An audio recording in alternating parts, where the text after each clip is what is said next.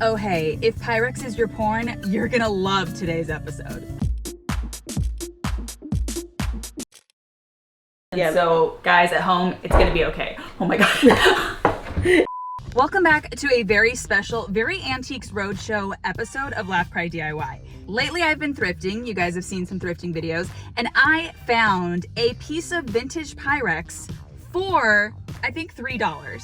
This never happens, certainly not in a Goodwill. And when I posted this little cutie on Instagram, my friend Paige reached out and said, hey, I collect Pyrex. I collect that pattern, but I don't have that size of dish. And immediately I said, hold my bakeware, I'm coming over. So let's go tour Paige's vintage collection of bakeware.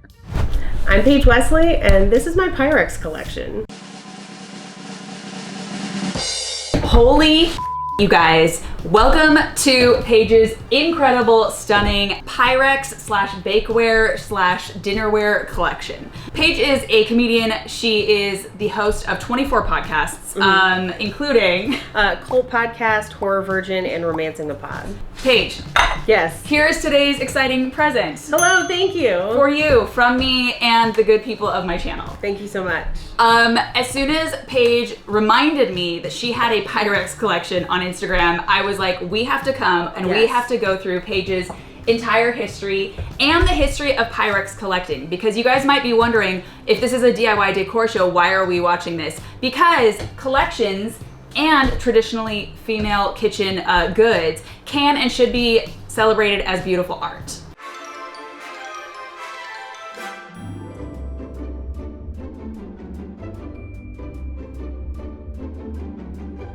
Okay, Paige, walk us through your collection and what you have. So if you peek back through the Christmas display here, there's the first set of Golden Butterfly. The piece that was missing that I had to track down was this one, the 442. That's actually, for every bowl set I have, the one that I've had to track down. On the side, you've got Pink Gooseberry. If you see Pyrex in movies, it's usually one of those two, because they were both really popular. These are my little orphans, and some of these only come in this one shape. So if you look at the top, the Starburst, that's kind of one of the only pieces in that pattern. Then below it, kind of dandelion, but it also has kind of the gold leafing on it. And who do we love that had a pink daisy in her kitchen? Joan from Mad Men had Pink Daisy. Now, she had it in the oval casserole, which was probably the most popular piece. And I did see one and didn't buy it, and I've been kicking myself ever since. But then also, if you look up at the top, there's the turquoise snowflake that Peggy is carrying at one point in Mad Men. That was manufactured in the 50s and 60s, and it was meant to be companion pieces to the Pyrex you already had. So at the time, they made turquoise, pink, white, and a couple other colors.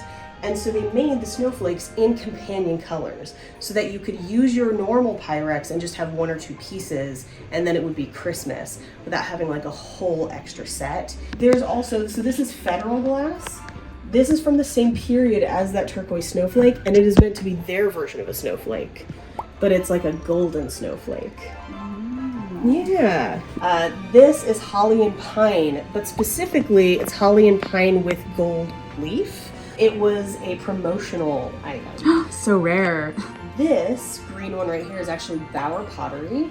That's from down the street. Their factory is in Los Angeles, in this neighborhood, kind of fun enough. But this actually came from the Midwest. Like, somebody found it in a thrift store and gave it to me. So it's kind of like it gets to come home. Wow. But that's also, this is Bauer as well. It's a gravy boat. It's just a really cool looking gravy boat. Yeah. And this as well. This is kind of a casserole also. And then this is a Tom and Jerry punch bowl. Tom and Jerry is kind of like a hot eggnog drink. Fallen out of fashion, I think. People maybe are not super into spiced hot eggnog. But these bowls have kind of had a resurgence in thrift stores recently. They used to sell them to bars as a set, so that like the bar would make the drink for you and then give you this punch bowl and all these little tiny mugs, and then people could also buy them for their homes. Multiple different companies made versions of it. So this is a Hazel Atlas from the 1950s. What's this little cutie, this little yellow daisy? So that's Danske Koben style. But one of the things that Danske Koben style did is, again, form over function. They look really cool, but some of the cool elements actually have a purpose. So the lid functions as a trivet. Oh, wow. Yeah. Genius, guys. I know, they're really smart. That's part of why I love stuff from this period is they're like, we want it to look pretty, but we also need it to work well because this is for ostensibly a housewife who's cooking every day. Okay, I am obsessed with all of this, but there is one thing I had a question about, which is why does the golden butterfly that I just gifted her from the thrift store, why does it not perfectly match her actual golden butterfly? This is a little bit newer. This is tied to their release with Corelle that had matching dinnerware that went along with it. Slightly different shade. The actual print is a little bit different as well. With these, it's all in the center and it kind of works out from the center. This is more of a branch. Now, Paige, you host a cult podcast called Cult Podcast. Correct. Is collecting Pyrex a cult? Yeah, definitely. Absolutely. We don't have one cohesive leader, but we all know our assignments. So I first knew about Pyrex collecting because I would see these incredible, stunning images of people's outrageous collections on Pinterest. I'm sure you guys have seen them too. But finding Pyrex in the wild has always been challenging because collecting is so big. So, Paige, tell us, how did you get into collecting Pyrex and other things? I kind of started primarily collecting just vintage kitchen things in general, and specifically around like the 50s and 60s. That's kind of my era that I really, really like. But for Pyrex specifically, I had always looked at pictures of them too and looked at the curated sets and was just like, I don't know where I'd have room for that, and like, does it fit with the rest of my collection? I don't really know. And then my sister, about 3 or 4 years ago, bought me the full golden butterfly bowl set.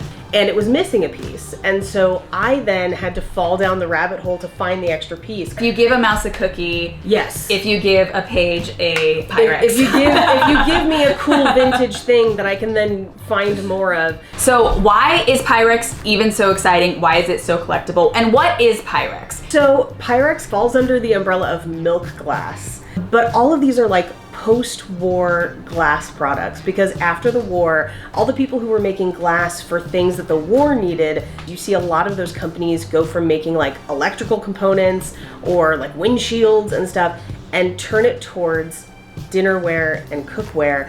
And Pyrex is a little bit unique in that the guy who invented it found a way for glass to conduct heat without shattering. So Pyrex is known for being very sturdy, but of course it's also very decorative, very beautiful. And there's a few elements that go into like what makes Pyrex so cool. So 1, you have like the color. 2, you have all the unique, interesting patterns. 3, you have the silhouettes. So this is kind of what we know as like the classic kind of Pyrex. This is called a Cinderella shape. Cinderella, their shapes always have the pouring on both sides. One of them is a handle, the other is a pouring spout. I just learned that today. I have spent my whole life thinking these were 2 handles and dumping batter over the side, not knowing that it was elegantly, innovatively, perfectly designed to have beautiful pour spouts, 1 to hold, 1 to pour. Yeah. I'm an idiot. So what determines the price and collectability of these is, like I said, shape, pattern, rarity, and also was it a test pattern? Yes. Or was it a real pattern that went to market? So apparently, rarest of all patterns is the Lucky in Love pattern. Yes. And as of July 2022, it sold for $22,000 and change. So apparently, the Lucky in Love was a test pattern. A test pattern, and they say the rumors that there's less than 10 that exist in the wild. Fun fact for my DIY followers who know we have moments of hell on this channel, the reason that they apparently did not send it truly to market is because the blades of green grass bled into the pink heart and it was a moment of hell, not cute. One thing I love about Pyrex is kind of, that we all love, is the nostalgia because we all grew up with it in our homes, especially from our grandmothers and our mothers. I know I grew up in an autumnal harvest home. So Paige, what are your dream patterns? So there's 3. One only comes in a square, like a casserole dish, and it's an atomic star. The other one I love is Atomic Eye, which is from the early 50s. There's not a lot of those around. They are hard to find and they are expensive. Then there's one that there's like, they say less than 10. I've seen more than that around, at least maybe 100 or so, but it's called Pink Stems. Is there a source you go to that you love for Pyrex content? There is actually a website that catalogs all of the patterns and when they were manufactured. Now, one interesting thing about collecting Pyrex is that these names that we're talking about today are not standard. Nope. We, as a collective, have just decided to call that gooseberry, but they were not standardly named by the company, so the collectors have kind of created their own language, their own society, their own, form of money. I have a limit to what I will spend on this ridiculous addiction hobby / problem, but there are people on, like, TikTok especially, who have collections that make mine look like nothing. Yeah. Like whole rooms of their house that fight over. It's a small bloodthirsty community. Yes. They don't make them anymore. So there is a limited amount of them just on Earth. The woman with the largest collection in the world ended up donating all of hers to a museum. So there is a Pyrex museum now, and it's based on her collection. Wow. And she successfully collected pretty much every piece they ever put out. Now, Pyrex, we know, is like very, it's all about the thrill of the hunt. Things can be very expensive because of their rarity. But I heard that the hardest and most frustrating challenge in the community is matching lids. I have a lid lady. Wait. You have is this like a black market connect lid lady? No, it's above board. You're never gonna know. We gatekeep, we gaslight on this channel. We girl boss forever. Pyrex doesn't exist. What are you talking about? What are you talking about? Paige, what is your least expensive piece in your collection? And I'm saying collection broadly too, because she has many beautiful pieces. A lot of different pieces. I think you said that little daisy one is $2. $2. Holy moly. The turquoise snowflake I got for $24. I had ordered a set that I found on eBay and they broke in transit. And I was devastated because, again, there's only so many on Earth. So, like, I saved the lids, but like, it's sad. It is really sad. And then literally 2 weeks later, I was out with my sister who has magic thrift store karma, and we went to a store in Oakland by her house, and they just had the pieces that I had ordered sitting there for like $20 each. And I was just like, I'm taking all of these off your hands. Thank you. What's your most valuable piece? My most valuable piece is probably Don't rob her. The vintage Christmas one, that Red Bull. That is worth a little bit more than I paid for it. Probably around $100 or so. My pink gooseberry set is worth a lot as a set, but it took me a while to get it together. I myself have not started a Pyrex collection yet, but I did think I would start looking at little orphans if they're cute, if they're simple. Mm-hmm. Now I actually know anything I find I will immediately give to Paige. We've already had a discussion, we signed a contract about it. But it is fun to even find little orphan pieces because you can either keep them or sell them ruthlessly and cause bloodshed in the community by doing so. If you try to sell them, you have to be aggressive about your packing, though. Oh my god, I didn't even think you guys pack. Is there anything more terrifying than brain surgery on an infant or packing a Pyrex? I've only had those 2 snowflake ones break. Yeah. Every other one I've gotten from online has been packed amazingly. But the Pyrex community will shame you if they find out that you're a seller who does not pack well. Oh my god. Speaking of these high price tags, there are rumors of scandalous fraud in the community of people like dipping and painting, like faux painting. Yep. Pyrex decals too. Vinyl decals. They're like trying to think a cricket can make a freaking Pyrex, and selling frauds and fakes. Yeah, I have seen, if you go on Etsy, people will sell just the decals, and you essentially could get a white Pyrex and put the decals on it. To like, I hope, fake it for your own I think so. self. I think that's what most people are doing, is just like, I want my set to look complete, but I can't find this. Or Pyrex didn't make this piece in this pattern, but that's my pattern. You gotta get it. And so people do that, I think. How do you spot a real Pyrex? So there's a few different things. Pyrex is one of the few to actually print all the way up to the rim. But also, if it's real Pyrex, it will have a Pyrex stamp on the bottom. Now, you might also find some that say Corel on the bottom. That is also kind of Pyrex.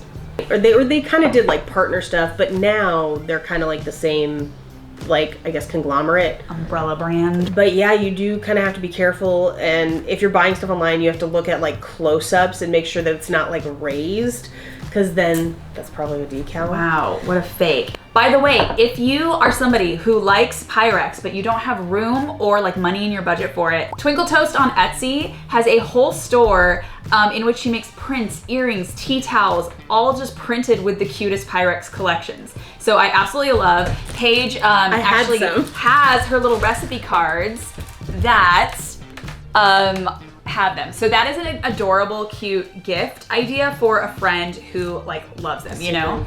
Also, if you ever want to be the best friend ever and you find a piece, like an orphan piece in the thrift store, give this to your best friend and someone you truly love with a little baking mix. Like, can you imagine that as a cute gift? I would die. Do that actually with everything vintage. Support for sure. vintage and repackage things as cute little gifts to give secondhand. Yeah, help the environment. Any do's and don'ts for Pyrex? If you have any vintage Pyrex, don't put it in the dishwasher. That's a big thing. Yeah. And if you're going to put them in the oven, try to start them out at least at room temperature first. The old ones are a lot more shock resistant, and as people started to freak out about lead in food, they changed their glass recipe.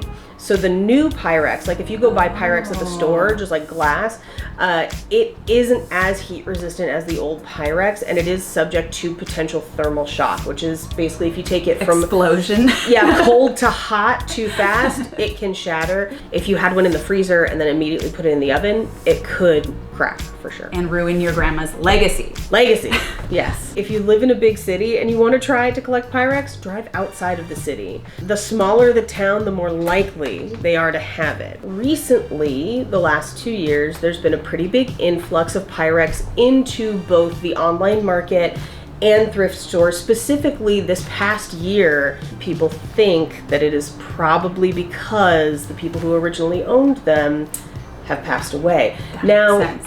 Either from pandemic or just old age, because some of these are 70 years old or closing in on 70 years old. Well, Paige, thank you so much for bringing us into your home and this for having incredible me. collection. We're in an apartment, but I love that she has created a beautiful, stunning backdrop to celebrate her love of color, of Pyrex, of bakeware, and most importantly, like she does use it. Most of it. I use my Fiesta and I use my Le Creuset. I don't use the old Pyrex just because there's not many left. Also, last question. We live in California where there are earthquakes. How have you reconciled that? Are we on museum wax? What are we doing? There's a little bit of museum wax in play. There's also, they are displayed using display holders that kind of keep them in place as well. Someday, when I hope to have a house and not this tiny apartment, I would love to have like a hutch where I can do seasonal displays. For the most part, these are sturdy restaurant racks. Yeah. We have museum wax, we have display holders, and so guys at home, it's gonna be okay. Oh my God. It is, till you like flip cup it off the table. Yeah. Thank you so much, Paige. Where can people find you? People can find me at Paige Wesley on Twitter or at Rampage Wesley pretty much everywhere else, Instagram, TikTok, etc. I've also been a guest on her cult podcast, and she made me recap the most horrifying cult of all time. That's true. That was really bad. Also, we will also link those episodes below. If you guys want to see me do more Katie Fake Antique Roadshow style episodes, comment below. And also, I would love to hear about your guys' experience with Pyrex. Yeah, comment below and tell us what pattern you grew up with. Or what pattern you're horny for right now. Yeah. Sorry, we know it's pink gooseberry. Everyone's horny for pink gooseberry. Get a little crazy daisy. That's crazy daisy, right? Pink daisy. That is pink daisy. Oh, yeah. Crazy daisy is green, but also very cool. So thank you guys so much. Love ya. Pyrex forever.